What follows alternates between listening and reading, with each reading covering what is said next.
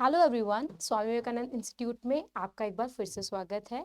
मैं नितिका आपके सामने हाजिर हो गई हूँ library and information science video लेकर।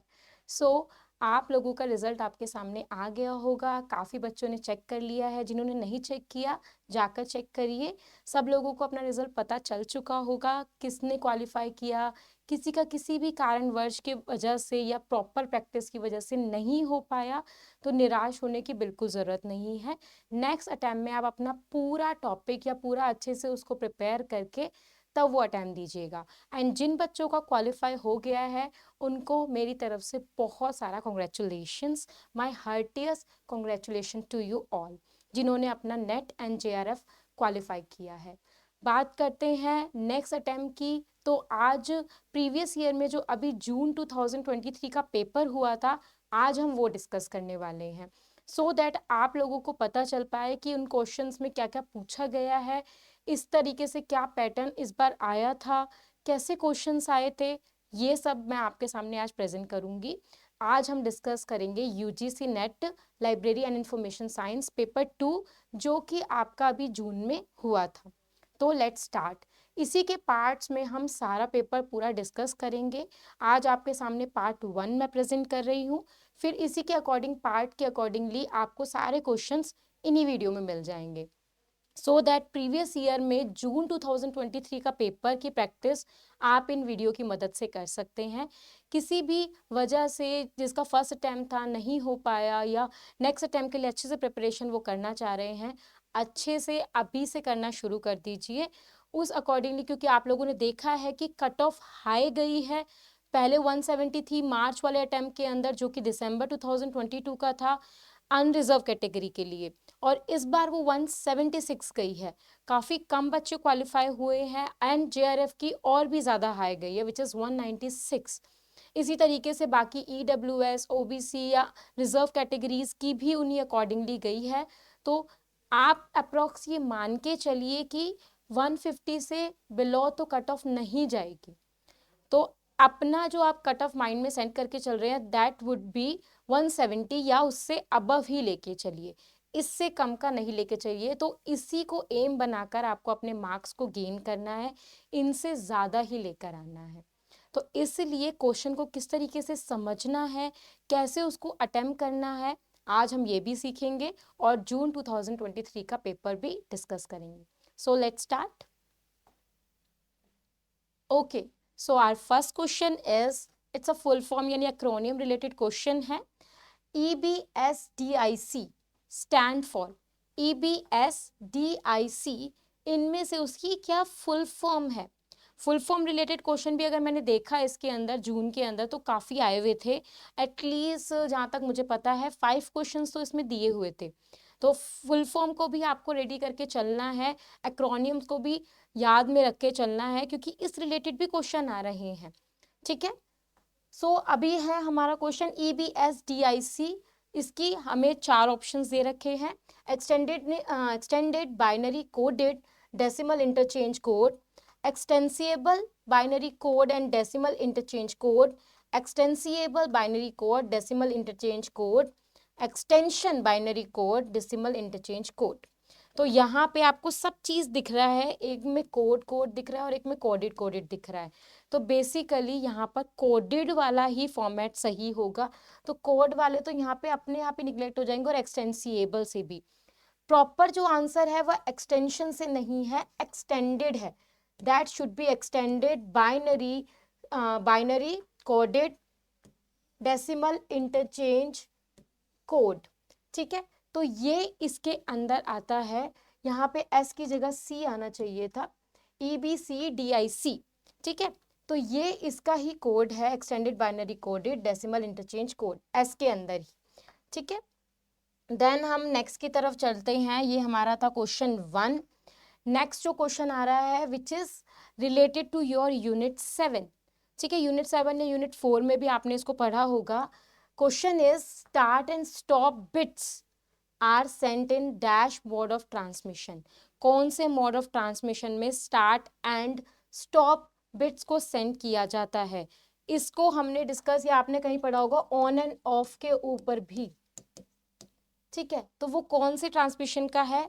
सिंक्रोनस ट्रांसमिशन, लोअर ओवरहेड या फिर हायर थ्रूपुट। ठीक है, इनमें से जो ये स्टार्ट एंड स्टॉप वाला ट्रांसमिशन है that is related to asynchronous transmission. ठीक है, ऑन एंड ऑफ अगर आपसे पूछा जा रहा है या स्टार्ट एंड स्टॉप बिट्स वाला ट्रांसमिशन पूछा जा रहा है तो दैट आर दोनों both are related to asynchronous transmission. ठीक है, नेक्स्ट हम बढ़ते हैं अपने थर्ड क्वेश्चन की तरफ। The first president of the Indian library association, यानी कि ये पूछ रहे हैं सबसे पहले ILA के कौन थे प्रेसिडेंट। तो अगर आपको याद होगा जो हमने ILA रिलेटेड वीडियो बनाई थी तो उसमें मैंने डिस्कस भी किया था कि who is the first president of ILA। यहाँ पहले हम अपने ऑप्शंस देख लेते हैं क्योंकि ऑप्शंस को देखना बहुत ज़रूरी है। चारों ऑप्शंस को, KM Asadullah, MO Thomas, Chaudhary Mohammad Walia, SR Ranganathan. ठीक है, SR रंगनाथन भी थे बट उनके टाइम पे काफ़ी ज़्यादा एक तरह से उनका सुटेबल प्रेसिडेंशियल वहाँ पे नहीं था और काफ़ी बाद में हुआ था। तो ये आंसर आपका नहीं होगा। चौधरी मोहम्मद वालिया भी नहीं थे फर्स्ट प्रेसिडेंट। KM असदुल्ला और अहमद थॉमस में बच्चों को डाउट था। KM असदुल्ला ILA के फर्स्ट प्रेसिडेंट नहीं थे। ठीक है, ILA के फर्स्ट प्रेसिडेंट जो सबसे पहले प्रेसिडेंट थे वो थे MO थॉमस। MO थॉमस सबसे पहले ILA के फर्स्ट प्रेसिडेंट बने थे, सबसे पहले प्रेसिडेंट थे ILA के। ओके, ये क्वेश्चन भी मुझे इजी लगा क्योंकि आप ILA जब भी पढ़ते हो या कोई भी एसोसिएशन पढ़ते हो हमेशा उसका फर्स्ट प्रेसिडेंट या फिर उसका करंट प्रेसिडेंट आपको ध्यान में रखना है, या कोई ऐसा प्रेसिडेंट जिसने कुछ अच्छा डेवलपमेंट किया हो, काफ़ी टाइम पीरियड तक रहा हो, कुछ न्यू कमेटी से वो सिचुएटेड हो, वो भी पूछा जा सकता है आपको। बट हमेशा फर्स्ट प्रेसिडेंट तो आप लोगों को ध्यान में रखना ही है। नॉट ओनली ILA, आइजलिक का, आइटलेस का, ALA का, जो भी एसोसिएशन है या जो भी नेटवर्क, जो भी लाइब्रेरीज हम डिस्कस करते हैं उनके अंदर।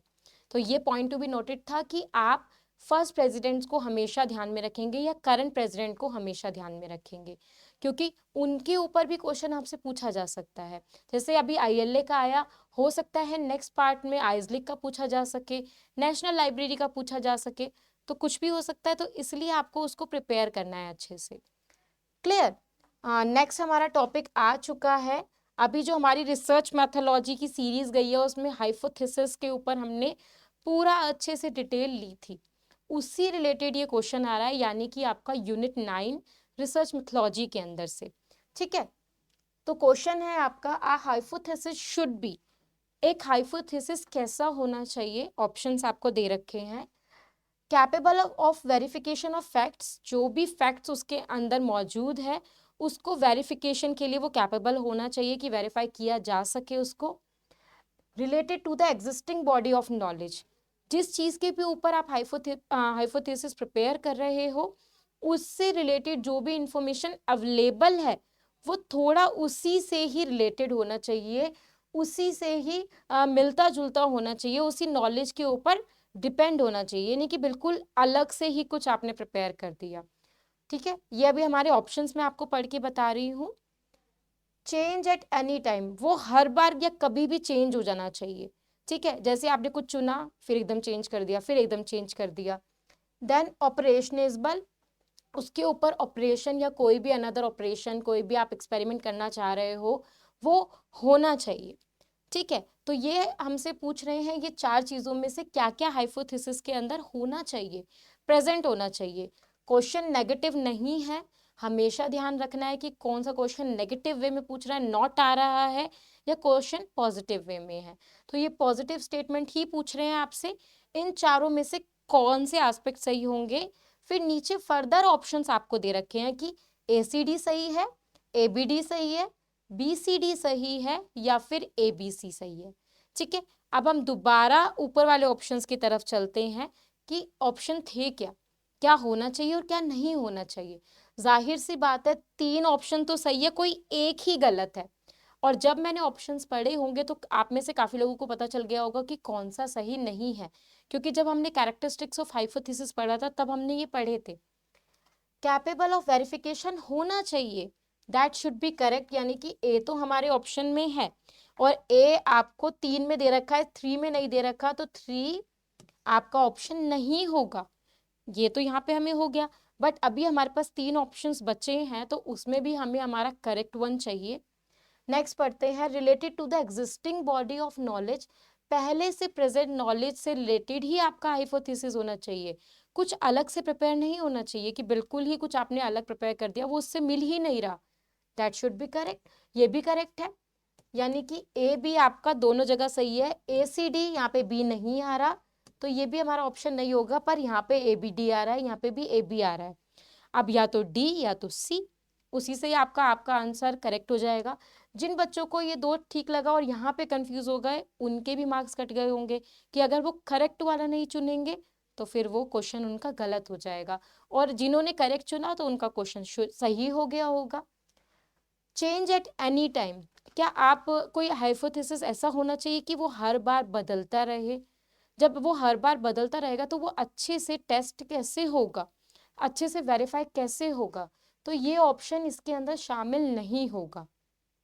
और डी है ऑपरेशनजेबल, यानी कि ऑपरेशन उसके अंदर एक्सपेरिमेंट्स रिसर्च के होने चाहिए। कुछ भी ऑपरेशन अगर ऑपरेट किया जाए वो उसमें हो, तो दैट शुड बी, मतलब ये तो हाइपोथेसिस का पार्ट रहेगा। तो यहाँ पे हमारा ऑप्शन सी नहीं होगा, हमारा ऑप्शन डी आएगा। तो हमारा करेक्ट सीक्वेंस जो हमने बनाया that is A B D, और वो मैच कर रहा है आपके सेकंड आंसर से। ठीक है, ये वाला भी नहीं है, second is your correct option, A B D.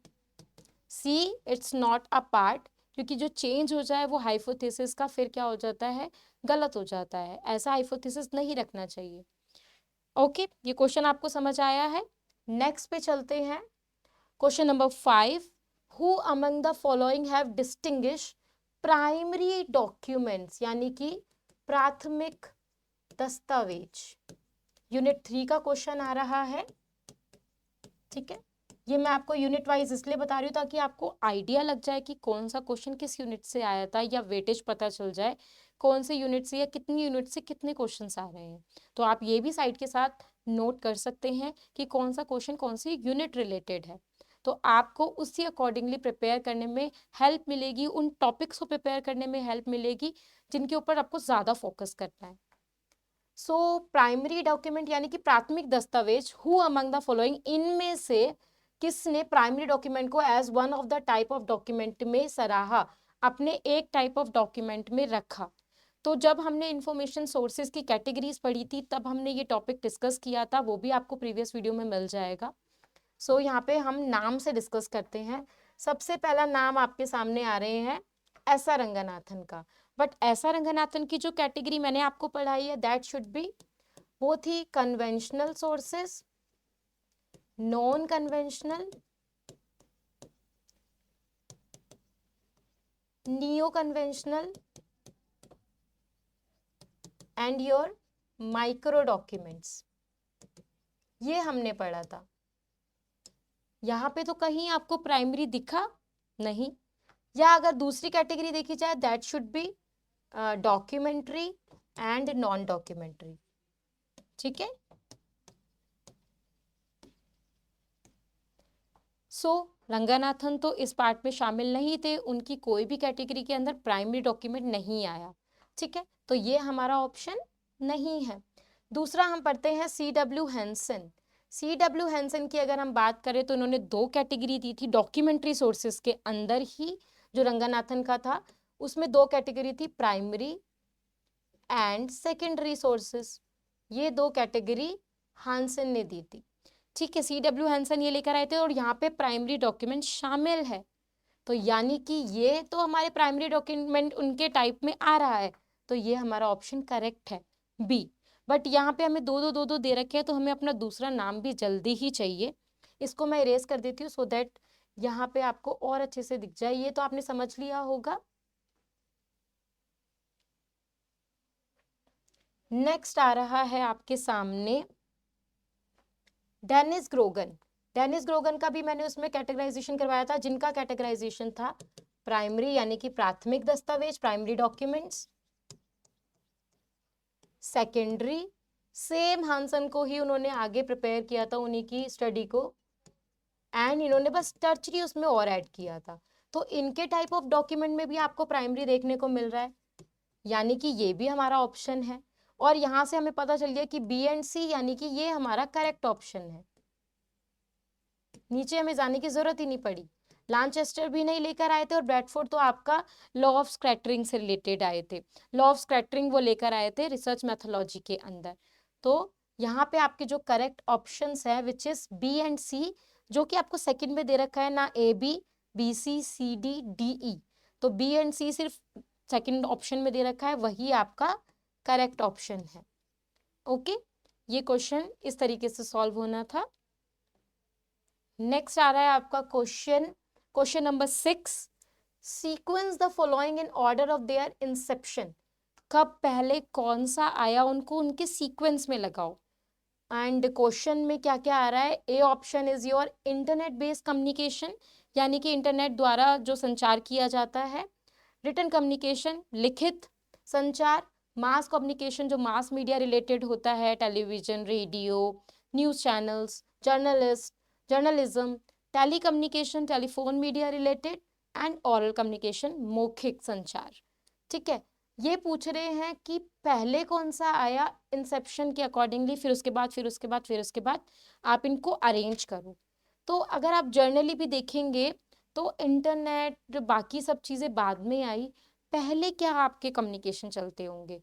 In the early time पे आप या अर्ली ईयर्स में जाइए तो वहाँ पे या तो बोल के या लिख के ही कम्युनिकेट किया जाता होगा। तब इंटरनेट, मास मीडिया तो नहीं हुआ करता था, ये टेली कम्युनिकेशन भी नहीं हुआ करता था। स्टार्टिंग इन्हीं दोनों से हुई। तो सबसे पहला आपका जो शुरू हुआ that is your option E, oral communication. सबसे पहले आपका मौखिक कम्युनिकेशन का मैं यहाँ पे शॉर्ट फॉर्म लिख रही हूँ, COMM, आप समझ जाइएगा। मौखिक संचार शुरू हुआ, फिर धीरे धीरे लिखावट आई, है ना, उसी के बाद से, यानी कि आपका रिटन कम्युनिकेशन, लिखित रूप में। ठीक है, फिर क्या आया होगा, फिर इंटरनेट, मास मीडिया या टेलीकम्युनिकेशन, इनमें से बताइए आप क्या आया था। नेक्स्ट उसके बाद आया आपका mass communication, radio, television. Then आया आपका telecommunication and the last one is your internet, जो कि आजकल हम यूज करते हैं।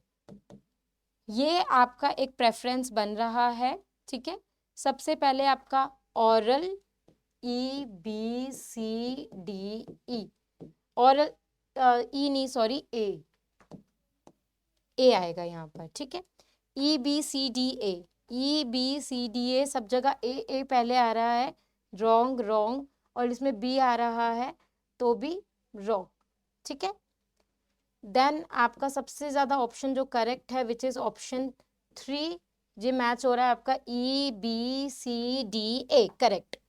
Correct option is your option 3। I think ये तो एक तरह का जर्नल क्वेश्चन भी था, है ना। अगर आप सिर्फ कम्युनिकेशन के ऊपर ध्यान देते तो भी आप इसको अच्छे से अटेम्प्ट कर सकते थे और काफी बच्चों ने किया भी होगा। ओके, नेक्स्ट क्वेश्चन की तरफ चलते हैं। Which of the following is not a documentation list. Question में क्या चीज आपको देखने के लिए मिल गई, नॉट। अगर हम देखो पॉजिटिव चलते हुए आ रहे थे, कहीं नॉट नहीं दिखा और एकदम से नॉट आ गया, तो आपको इसके ऊपर ध्यान देना है, क्योंकि अगर नॉट पे ध्यान नहीं देंगे तो सही वाला लगाए आएंगे, जो कि है सही पर होगा गलत। ठीक है, तो इसलिए नॉट पे ध्यान देना जरूरी है। यहाँ पे हमारा मेन चीज नॉट ही है कि इनमें से कौन सा नहीं है डॉक्यूमेंटेशन लिस्ट। इनमें से एक ऑप्शन ऐसा है जो डॉक्यूमेंटेशन लिस्ट प्रेजेंट नहीं करता। अगर हम बात करें अपने ऑप्शन की, सबसे पहला आ रहा है आपका साइंस साइटेशन इंडेक्स, दूसरा आ रहा है आपका annual review of psychology, then आ रहा है Fodor's guide to India, and then आ रहा है Keesing's record of world events. तो इसमें देखना है कि आपका लिस्ट, कोई डॉक्यूमेंटेशन लिस्ट किस में प्रेजेंट नहीं हो रही। नाम से पता चल रहा है इंडेक्स, साइंस साइटेशन इंडेक्स, यानी कि ये लिस्टिंग दे रहा है इंडेक्सिंग की। साइंस के ऊपर जितने साइटेशन हुए उसकी लिस्टिंग प्रोवाइड कर रहा है इंडेक्स के अंदर, उसका एक इंडेक्स बना के दे रहा है, that is related to list. तो ये तो डॉक्यूमेंटेशन लिस्ट है।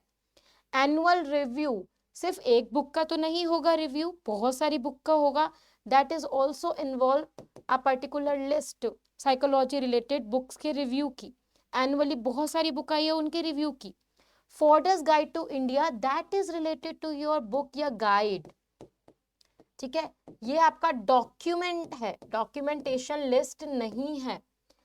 Keesing's record of world events, record that is also involve kind of a documentation list.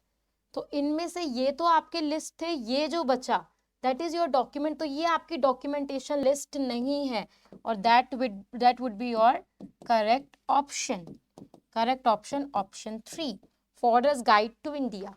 ठीक है, नेक्स्ट क्वेश्चन की तरफ बढ़ते हैं हम अपने। ये आ रहा है आपका नेक्स्ट फुल फॉर्म एस्टिन्फो।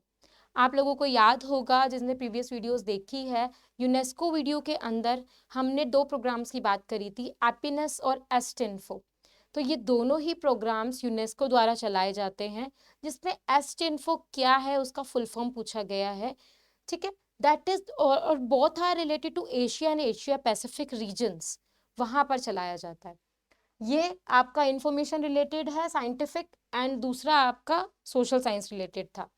एस्टिन्फो पूछा गया है यहाँ पर, ऑप्शन पढ़ लेते हैं। Association for technical information, Asian scientific technical information forum, African social traditional information forum, regional network for exchange of information and experience in science and technology in Asia and Asia Pacific. ठीक है, अब यहाँ पे तो African आ रहा है, तो यहाँ से साफ हो जाता है कि अफ्रीकन रिलेटेड तो नहीं है, क्योंकि ये एशिया एंड एशिया पैसिफिक के लिए है। एसोसिएशन फॉर टेक्निकल इंफॉर्मेशन भी इसका नहीं होगा। Asian scientific technical information forum, काफ़ी बच्चों ने अड़के इसके ऊपर भी लगा दिया क्योंकि ये सिमिलर दिख रहा है, बट इसकी सिमिलर फुल फॉर्म नहीं है। साइंस एंड टेक्नोलॉजीज के अंदर पूरा आता है, दैट शुड बी ये regional network for exchange of information and experience in science and technology in Asia and Asia Pacific, ये इसका फुल फॉर्म है, ये इस एक्रोनियम का पूरा नेम है। तो कभी कभार ऐसा नहीं होता कि ए से क्या है, एस से क्या है, टी से क्या है, उस अकॉर्डिंग फुल फॉर्म बनाई जाए, ये इसका पूरा नेम है। तो हमेशा एक्रोनियम के अंदर क्या इंफॉर्मेशन है, क्या उसका फुल नेम है, ये आपको ज़रूर ध्यान में रखना है। ठीक है, तो ये इसका आंसर था। नेक्स्ट क्वेश्चन भी आपका एक्रोनियम रिलेटेड आ रहा है। ये जो था that is your unit 2 related question UNESCO से, एंड ये जो था दैट इज यूनिट 3, ये आपका यूनिट 7 या यूनिट 1, कम्युनिकेशन यूनिट 1 में आता है। यूनिट 3, ठीक है, इससे पहले मैंने डिस्कस कर दिए थे। दैट इज नेक्स्ट क्वेश्चन जो कि आया है, FAAS स्टैंड फॉर, FAAS क्या है, that is your unit 8 related question, cloud storage. उसके अंदर जो चैप्टर है उसमें हमने ये पढ़े हैं डिफरेंट IaaS, PaaS, SaaS और FAAS। तो इसकी फुल फॉर्म आ रही है which is fix as a service, fault repair as a service, function as a service, FRBR as a service. ये भी रिलेटेड नहीं है, ये भी नहीं है, ये भी नहीं है, that is function as a service, that is the correct full form of FAAS।